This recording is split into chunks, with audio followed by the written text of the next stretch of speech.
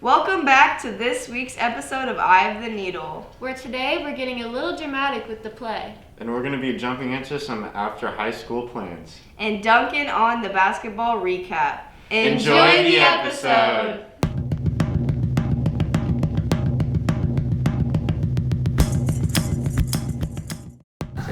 Oh, I think that I brought to the team the girls.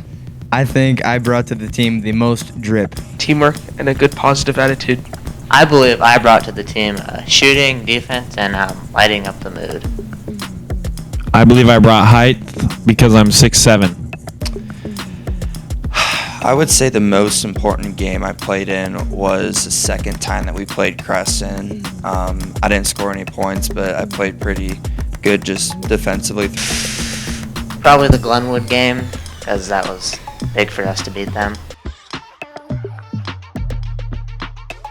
I would change the Dallas Center Grimes game and win that one, not lose it. Local support is important because it gives us something to play for. Like, we're not motivated without like a student section or people there to watch us, and it just gives us an extra boost. When there wasn't a lot of people, it was just hard to play. It felt like it was just a scrimmage out there a couple of times just because it was a little bit more quiet or because there just, wasn't able to be a lot of people.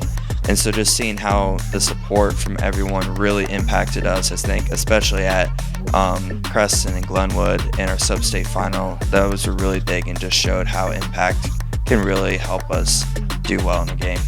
Well, at the games, it brings a lot of energy, and it'll get more kids out.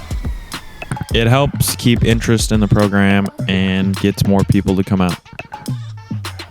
I stay motivated, and I think our whole team stays motivated after losing a game by just looking to the next one.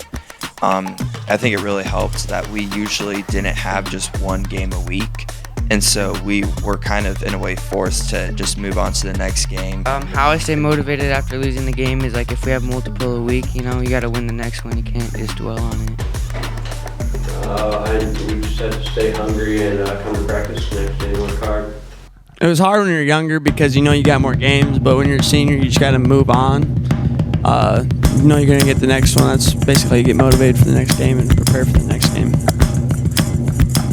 You just pick your teammates up and move on.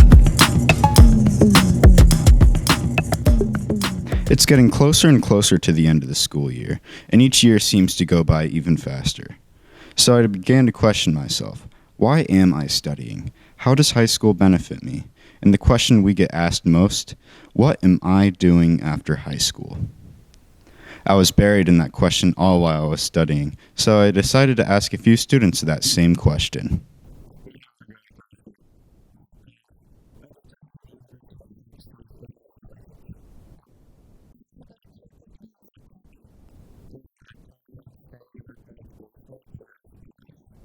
I'm going into the National Guard, and then I'm going to go off to college.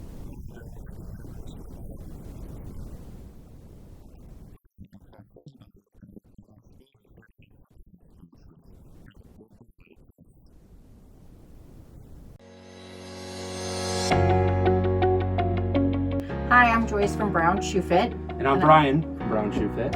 And we're just going to talk to you today about Tux Rentals. So you really have about a 2-week window yet to get your tuxedos rented and make sure that you have the best selection. Bow tie, necktie, vest, suspender, and your slack.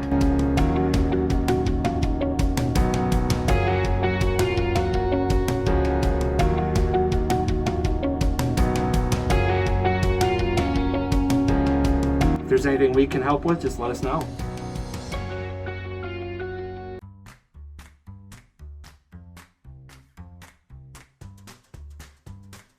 Unfortunately, this practice is going to go a little bit different. Just as Cameron had said, some of the practices for Romeo and Juliet have been going a little bit differently. Great, any talking backstage? I swear to God, I will Tanya Harding your kneecap so fast. Well, besides that, one of the main directors, Mr. Baggett, had been exposed to COVID. Exposed to COVID by his wife. Again?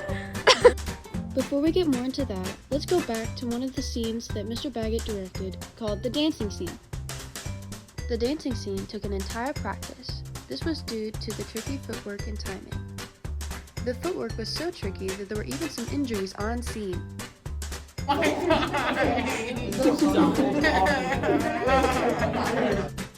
No worries though, it was in no time that everybody was back up and kicking it again. Let's move on to the next practice that was directed by seniors. They were under the supervision of our favorite singing lad, Mr. Prusman. To start off the practice, we had our senior directors telling the cast what will not be tolerated while they were acting. This is to try to enforce the show to run as smoothly as possible. If I hear you utter a peep backstage, you understand? You will read your lines, and if you are memorized, good for you. But I want you. Okay, let's speed this up a little bit.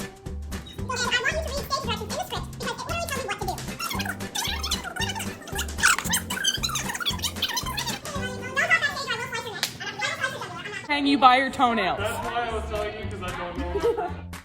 Okay. Anyways, there were 4 senior directors who were trying to help with the show. 3 of them were narrators for Romeo and Juliet, so it was easy for them to see what was happening on and behind the stage. The 4th director was in the audience trying to make sure that their perspective would also be good. Even though there are a couple bumps in the road, I feel like the cast of Romeo and Juliet are doing an amazing job. The entire cast has been working so incredibly hard to make these performances the best. They made sure that it was also fun too. And while I was there, they were all so nice and respectful and incredibly funny.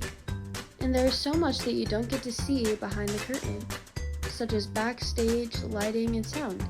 So next time you go see a performance, and hopefully it's this performance, you notice a little bit more of what happens behind the scenes. Whenever the play comes out, make sure you go see it. Thank you so much for watching behind the scenes of Romeo and Juliet. Welcome to the first annual AHS Got Talent.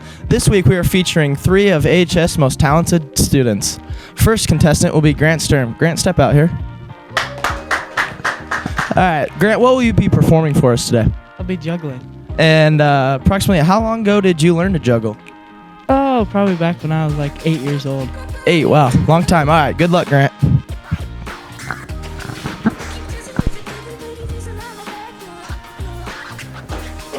Whoa. Okay. Whoa.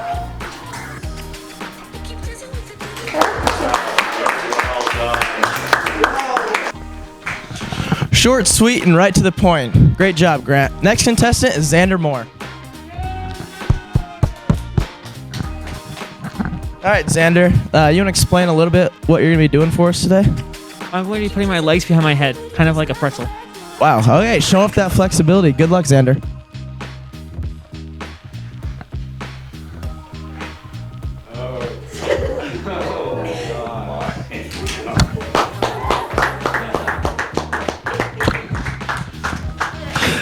Thank you very much, Xander. And for our last contestant, we're going to have to travel.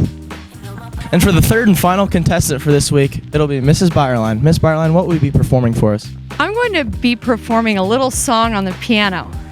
Thank you, Miss Byerline. Good luck.